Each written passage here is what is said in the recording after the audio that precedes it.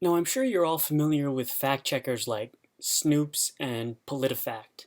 And with all of the debates going on, we've been seeing a lot of fact checking to go with it. And many people use fact checkers to determine how truthful a person is. Now, the problem with that is that oftentimes fact checkers aren't actually based on facts so much as they are opinions. And I'll show you what I mean.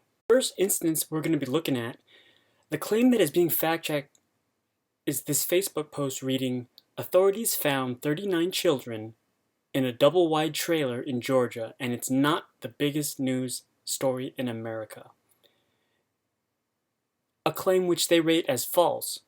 Now, by this story, they're referring to Operation Not Forgotten, in which U.S. Marshals found 39 children in Georgia that were missing. But if you notice, the claim they check adds a few key details in addition to the main point, which is being the 39 children being found in Georgia. The extra details being added to the story that they fact-checked are the double-wide trailer and the fact that it's not the biggest news story in America. Now, why would they add those details?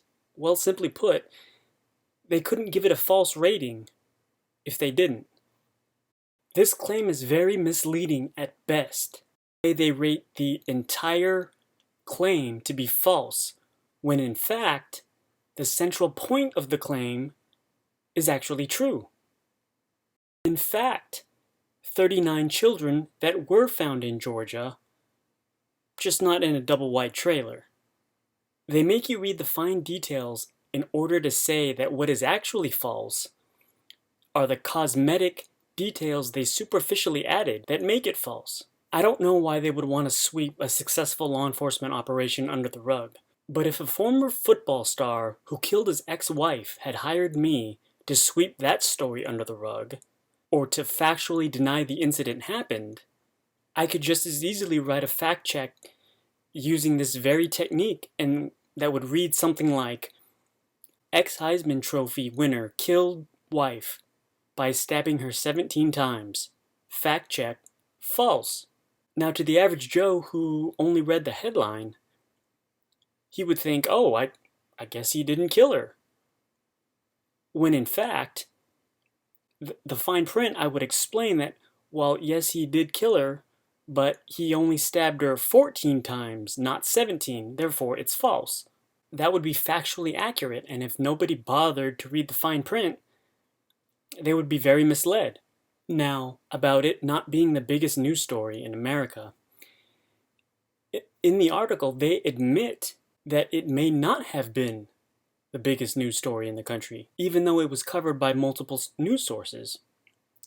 So they're essentially saying that while this claim may technically be true, we're going to rate it false.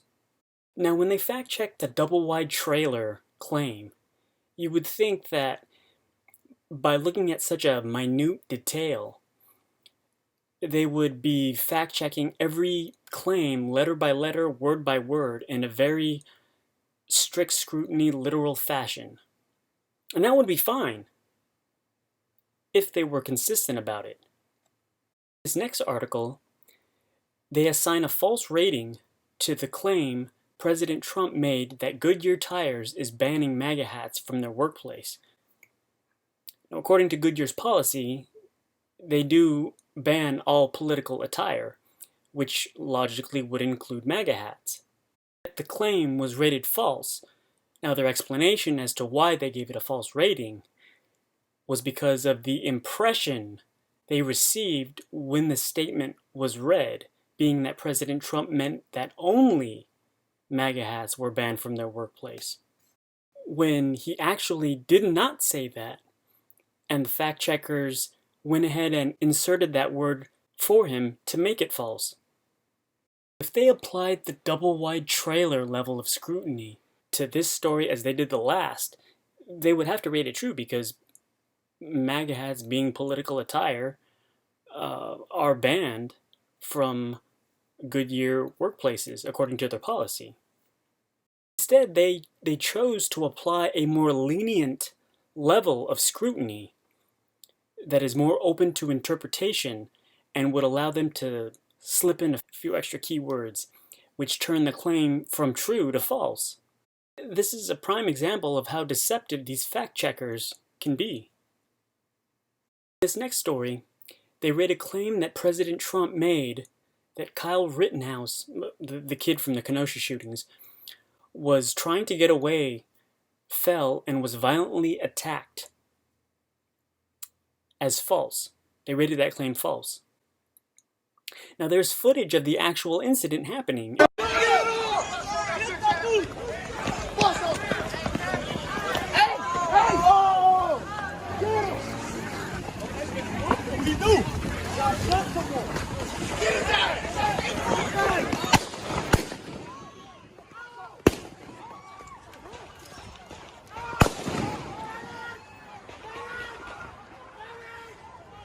You saw in the video, Mr. Rittenhouse was running down the street with people running in the same direction but to his rear. Could you say they were chasing him? Well, I certainly would, but clearly people have their own opinions, as some would see the crowd as merely following Mr. Rittenhouse. Now this may be only my opinion, but that crowd was doing something a little more than just following him. The fact-checker goes on to call the claim incendiary and false because he was involved in another incident just prior to this one.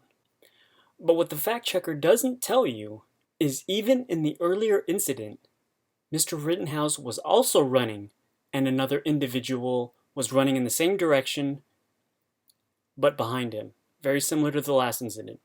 The criminal complaint, there is an eyewitness stating that Mr. Rosenbaum, which was the first guy that was killed, was trying to grab the gun out of the hands of Mr. Rittenhouse. Now, why you would try to run after and steal someone's gun is beyond me, because this time you can't say that he had previously shot someone because this was the first incident. Yet the fact-checker still labels the original claim as incendiary and false. Obviously from the footage, one can interpret the incident however they like. But according to this article, if you don't share the same opinion as the fact-checker, no matter how distorted that opinion may be, you're wrong. Next article, a fact-checker rates a claim that police let an armed white supremacist, referring to Kyle Rittenhouse, walk right past them after shooting people as true. They rate that claim as true. Now, they only give it a half-true rating, but it's still a true rating nonetheless, and you will see that even that rating is very questionable at best. Because what they say is true is that police let Rittenhouse walk by after prosecutors said he killed 2 protesters and injured a 3rd. Now, I don't know exactly what is meant when they say prosecutors say he killed 2 protesters and injured a 3rd, but for the sake of this video, we're going to assume that it meant that it was formally announced or when the papers were filed. You can see that while the incident happened on August 25th, the papers weren't filed until August 27th. And according to the document, the first incident happened around 11:45 p.m. Is the DA's office even open at that hour? I mean, even if they were, they'd still have to do an investigation with interviews and taking statements, and that just seems kind of like a lot to do before everyone went home for the night.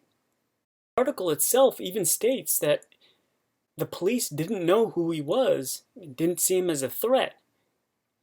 Now, for those of you familiar with Robert Hansen, he was an FBI agent who spied for the Russians.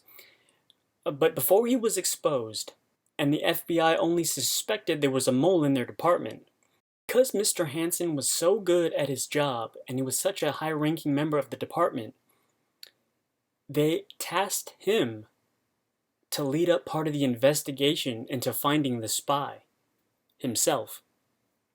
Now, would it be fair to say that the FBI willingly let a criminal lead an investigation into crimes that he himself committed? Well, the answer is no. It wouldn't be fair to say that.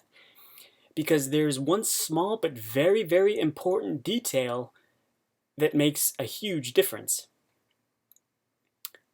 They didn't know he was a spy. Now, if they knew he was a spy and they still had him lead the investigation, well, that would be a whole other ridiculous story. Similarly, Kenosha police didn't know Kyle Rittenhouse killed the 2 people and injured a 3rd. And to suggest that they knew he was charged with those crimes, but let him go anyway, and even worse, to imply that it may have been because of his race, would, in their own terms, leave an incendiary and false picture. With these examples, you should see that fact checkers, despite their self-appointed title, don't always deal in facts, but rather opinions, and quite oftentimes very biased ones at those. I believe this is very important to keep in mind these days, which is why I took the time to make this video. If you agree, all you have to do is like and share.